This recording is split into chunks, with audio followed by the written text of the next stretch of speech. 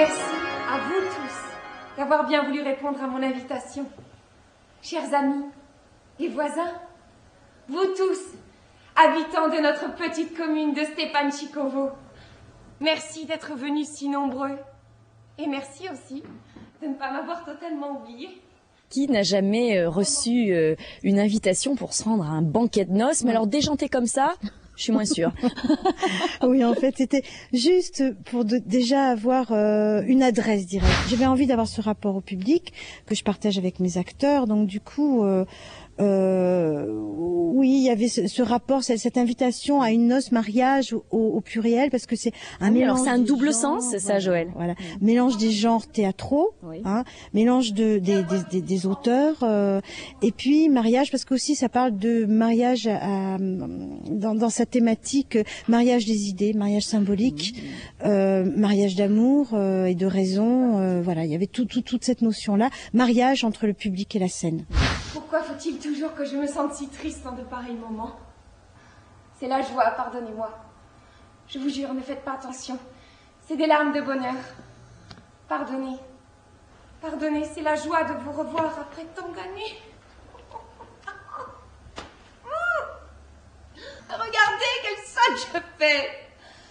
Je vous dis, c'est la joie de vous revoir et je pleure. Vous êtes là, joyeux, nombreux, et moi un air sombre, une figure de carême à ne pas montrer une fois. Et là vous vous dites, ça va pas ça, une tête pareille pour une fête. Mais oui, vous avez raison. Vous avez raison, ça suffit. Trois grands auteurs. Dostoïevski, Gogol, Soukouvo-Kobyline, qui est moins connu que les deux autres, mais qui rentre complètement dans la tradition de ces littérateurs russes de la fin du 19e siècle. Voilà. Alors, pourquoi ces auteurs-là? Parce que ils ont toujours été témoins vraiment très très acerbes comme ça de leurs époques. Gogol, c'est le maître de tous, le maître en grotesque, en clownerie, et en même temps en regard politique et social. Dostoïevski, qui est un peu plus sombre, quoique on connaît pas cette facette de Dostoïevski, je dirais pas drôle parce que c'est pas le tempérament du bonhomme, mais très très grotesque comme ça. Donc, et Soukouvo-Kobyline, qui est la cerise sur le gâteau, il a écrit beaucoup de comédies. Donc moi j'ai fait comme ça un parallèle entre ces trois auteurs pour essayer de trouver une résonance avec notre époque actuelle.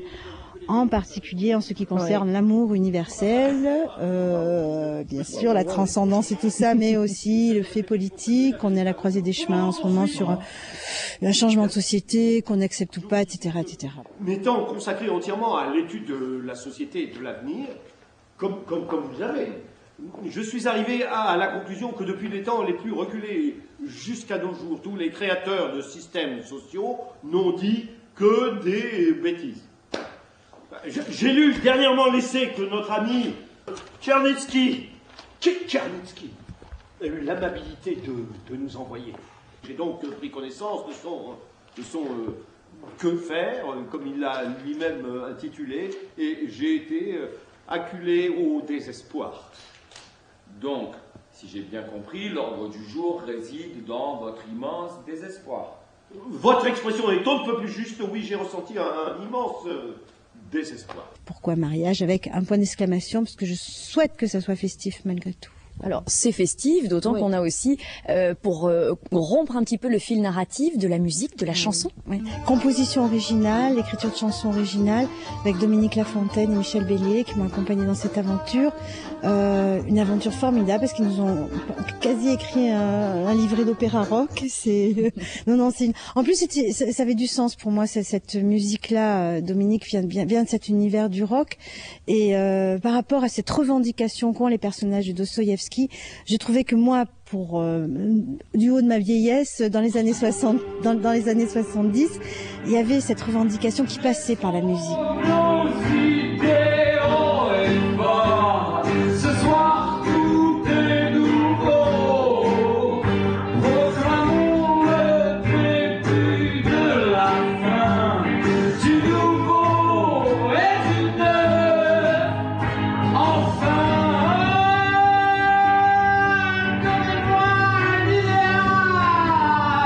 final, Joël, on est spectateur, mais on devient presque témoin. Complètement. Ouais, on est convive. On nous demande d'être spectateur à des moments, témoin, partie prenante. On nous fait voter à d'autres. Non, vous êtes très important. Vous êtes les spectateurs, en fait, sont le cœur même du spectacle. En fait, vous êtes attendus avec beaucoup de goût, d'envie, de curiosité. Oui. Eh bien, Joël, sur ce, je crois qu'il n'y a plus qu'à leur dire de venir vendredi. Oui, venez nombreux. Dites oui. Oui à mariage. Merci beaucoup en tout cas. Merci Joël, merci beaucoup.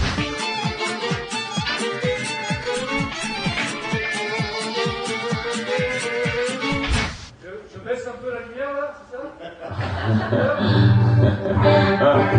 ça?